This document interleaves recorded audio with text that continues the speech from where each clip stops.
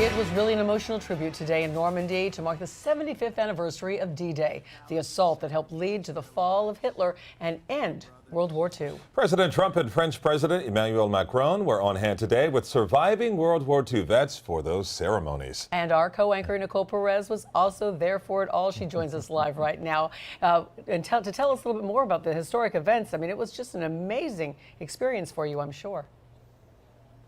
Well, Christy and Calvin, it was incredible. There are no words to describe how we all felt being there. It really was amazing. And the start of the ceremony really set the tone for the anniversary of D-Day. Right in the beginning, there were monitors that were able to show the feeds because there were so many people there. And right in the beginning, they were displaying each and every veteran. So the veterans were up on the stage. There was 170 of them there, and each one was getting their moment on camera, so to speak. And the entire audience got up on their feet, standing ovation for each and every one.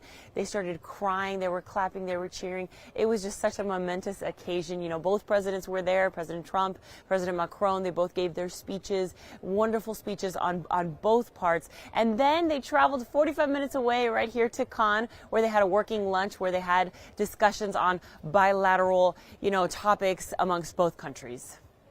More powerful than the strength of American arms was the strength of American hearts. On behalf of my nation, I just want to say thank you.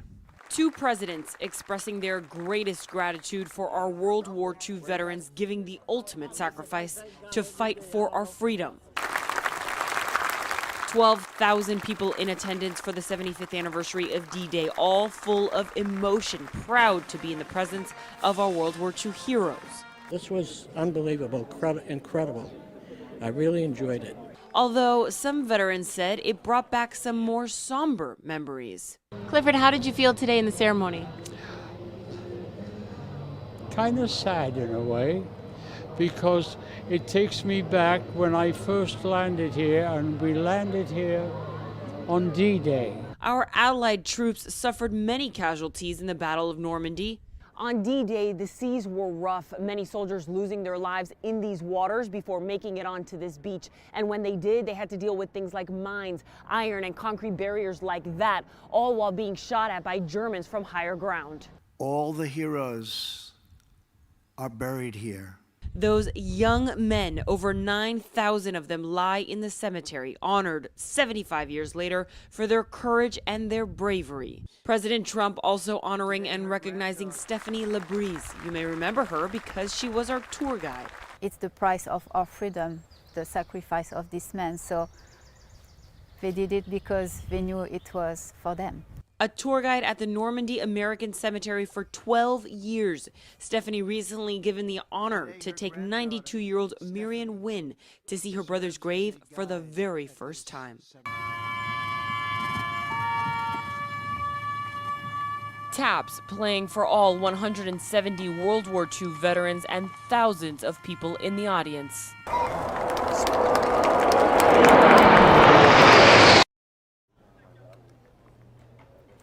President Macron also presented 5 American World War II veterans with the Legion of Honor Award. That was another momentous occasion. The entire event was just absolutely beautiful. And those veterans, they were so proud up there. And Macron also thanked them for their service and said that he would never forget what they did for his country. And they responded with, they weren't the heroes. The men, the 9,000 men and women that lay in the grave at the cemetery, those were the true heroes. Those were the true heroes. Okay. And Nicole, word travels fast back across the pond. We heard that you made a special discovery at Normandy.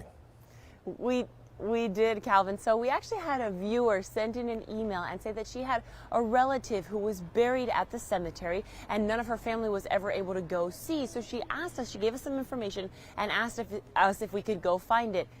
And we found it. Believe it or not, we did. We found the grave. Here it is with an American flag and a French flag right in front of it. I mean, how amazing is that? This is John Nakoneshki Jr. He was in the 38th Infantry, 2nd Division. He died on July 11th, 1944. And it was such a special moment for us, too, to be able to see that and send her pictures back, send her videos, so we can share that moment with her.